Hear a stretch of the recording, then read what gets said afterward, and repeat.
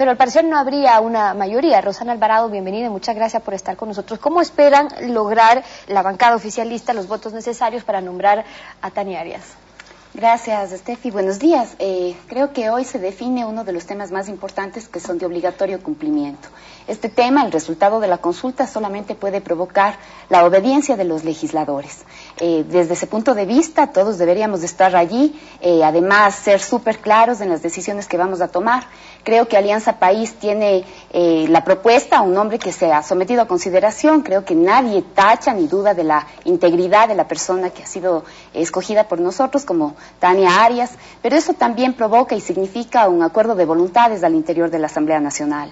Y espero que al menos se partan las aguas, que separemos lo que significa la definición o la designación de autoridades de la Asamblea Nacional de lo que significa el obligatorio cumplimiento. Quizás no hay duda de la integridad, pero sí hay quienes dudan de la independencia. Andrés Páez y otros legisladores dicen que Tania Arias ha estado vinculado activamente al oficialismo, que es juez, que no debería estar en actos proselitistas como lo que es la fotografía que la vamos a poner ahora mismo en pantalla. Entonces, pues hay que preguntarse si usted no considera que no afecta a la independencia con el gobierno el que pues Tania Arias apoya abiertamente al presidente. Sobre ese tema de la independencia, Steffi, ese fue uno de los temas con los que se quiso tachar la idoneidad de la consulta popular. Sobre ese tema, además, también hay que reconocer de qué independencia podemos hablar. Por supuesto que se trata de una independencia de los otros poderes, de las otras funciones del Estado, pero también de una independencia de los poderes fácticos. Y creo que en ese sentido el Ecuador tiene una larga experiencia de jueces que han sido los emisarios, los asalariados de varias empresas privadas, de varios intereses dañinos para el país, que no fueron saludables ni sanos para la democracia ecuatoriana, y de eso nadie le puede tachar a Tania Arias. Lo de fondo aquí es que va a haber una comisión tripartita que el propio presidente ha dicho para que reestructure la justicia corrupta, y de eso depende también la calidad de los jueces y la actuación de los jueces. Los dos delegados del Consejo Transitorio ya han dicho que en 180 días van a evaluar a todos los servidores judiciales, pero si son evaluados por un consejo con delegados vinculados al gobierno, ¿cómo no se van a deber al gobierno? Así como no es tan sencillo creer que los asambleístas, por ser de Acuerdo País o por ser de Alianza País, somos obedientes o obsecuentes con el gobierno. Creo que allí es clara la definición de qué tipo de proyecto estamos hablando en la Asamblea Nacional y de qué tipo de administración, de funciones estamos hablando dentro del Consejo de la Judicatura Provisional. Allí es clara cuáles son las atribuciones y además posibilidades, sanciones a los jueces que en otro momento no han sido asumidas por el anterior Consejo de la Judicatura. Creo que aquí, por eso mismo, se trata de hablar de la integridad de las personas que actúen como delegadas. Más allá de su cercanía o simpatía, tampoco se puede descalificar y buscar entonces a alguien que le tenga antipatía al gobierno. El problema es cuando se dan situaciones como las de ayer. Por poner como ejemplo, resulta que un juez temporal, en unas 33 horas más o menos, se posesionó, hizo la audiencia, revisó más de 5,000 hojas, escribió más de 150 carillas de la sentencia a favor del presidente. ¿No cree en ese sentido que se podría hacer un ejemplo de cómo los jueces pueden ya estar haciendo méritos o tienen interés en hacer méritos para ser bien calificados? Aquellos jueces que no actúen en derecho y que únicamente proceden para acumular puntos bajo esas condiciones que serían deleznables, simples de acumular puntos, esos son los jueces que tienen que ser sancionados. Pero en el caso que usted aborda, no es cuestión de que la sentencia se escribió ayer o desde antes de ayer. El proceso se acumula después de todos los escritos y de todas las providencias que hayan actuado los jueces, las partes hayan presentado sus alegatos. Y ese también es un tema, yo creo, emblemático en este momento, no solamente para la prensa, sino para la ciudadanía, muchísimas veces acusada y sentenciada por la prensa. Entonces hoy tampoco se trata de que, como la sentencia es condenatoria a los directivos y al señor Palacio, entonces levanto la bandera de la libertad de expresión. En este país ha sido la prensa la que se ha autocensurado. La prensa la que no dijo nada del despojo del Estado, de la expulsión de las comunidades, de los pueblos. La prensa ha sido bastante servil en muchísimos de los casos, con gobiernos y con poderes fácticos, como yo digo, ¿no? Entonces aquí es sencillo recordar que la prensa, yo también soy comunicadora, que los periodistas tenemos, después de nuestra libertad de expresión, por supuesto, la que respeto, la que además reivindico en todos los casos, pero yo me someto a la responsabilidad ulterior.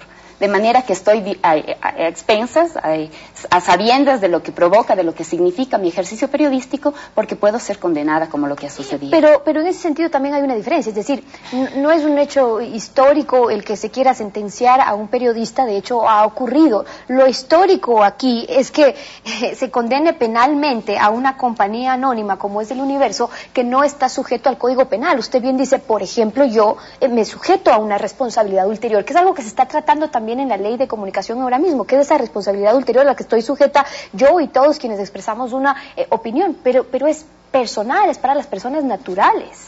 Si es que Ecoavisa tuviera entre su programación algún segmento fascista, o un segmento neonazi, o un segmento que hace apología del delito, yo no me voy a creer o a convencer que esa es responsabilidad únicamente del periodista. Yo, por supuesto, que judicialmente encuentro responsabilidad también del medio de comunicación. Y desde ese punto de vista hay diferentes categorías por las que uno puede ser responsabilizado. La autoría, la complicidad, ¿verdad?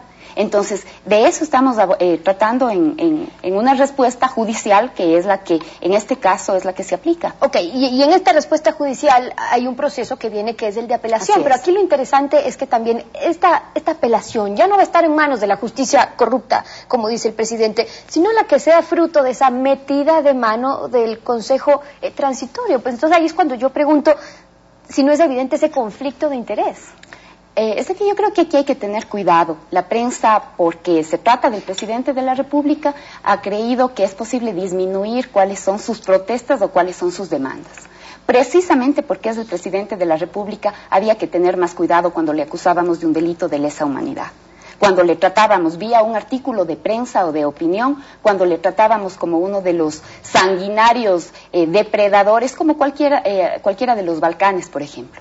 Hablar de que el presidente es un criminal que ha ordenado disparar a un hospital lleno de inocentes, eso es acusarle, y de manera muy grave, de un delito que no prescribe y que es de lesa humanidad. Entonces, frente a eso, no vamos a creer que la sentencia es limpia, sana, saludable, solamente si es que es absolutoria. La sentencia es sentencia, hay que responsabilizarse hasta el final por lo que hemos dicho y, por supuesto, yo voy a defender que en cualquiera de los casos haya habido debido proceso. En este caso es pertinente, es posible la apelación, llegar inclusive a casar la sentencia, llegar a los recursos extraordinarios, pero también, de la misma manera como eso queda abierto para el medio de comunicación, para el periodista, también para el presidente. Si el presidente se siente afectado, y para esto hay que aclarar que los organismos internacionales y los tratados internacionales dicen, y por eso la despenalización del desacato, que las autoridades están sujetas a más críticas precisamente por eso, por ser autoridades o funcionarios públicos. Pero el tema es que cuando estamos hablando sobre una justicia, lo preocupante es que pueda servir a otros intereses. Y usted bien dice, Rosana, el presidente tiene el derecho de presentar una demanda. Evidentemente, si siente que ha sido afectado en su honra, en su moral, puede plantear una demanda. El problema es cuando quizás hay otros intereses de por medio, porque cuando plantea una demanda de 80 millones de dólares, ahí la pregunta es, ¿la honra del presidente y la moral del presidente vale 80 millones de dólares? ¿O es que así se puede quebrar un medio de comunicación? Allí yo diría cuánto tiene que costar, a cuánto tiene que ascender la cuantía después de que me ha sido endilgada la responsabilidad de criminal de lesa humanidad. ¿Sí? Creo que allí cualquier sanción económica se queda corta frente a lo peligroso de esas acusaciones. Ese no es un delito de opinión, esa no es una opinión, esa es una acusación, y más que una acusación, fue la sentencia de Diario El Universo en contra del presidente. Entonces, si la prensa no empieza por responsabilizarse de principio a fin de la información que le hace llegar a la ciudadanía, de sus acusaciones, muchísimas veces de sus calumnias, pero no de sus investigaciones, entonces la prensa tiene que responsabilizarse aún económicamente. Y esa es la postura de la asambleísta por Alianza País, Rosana Alvarado, acompañándonos esta mañana en Contacto Directo. Muchas gracias, Rosana.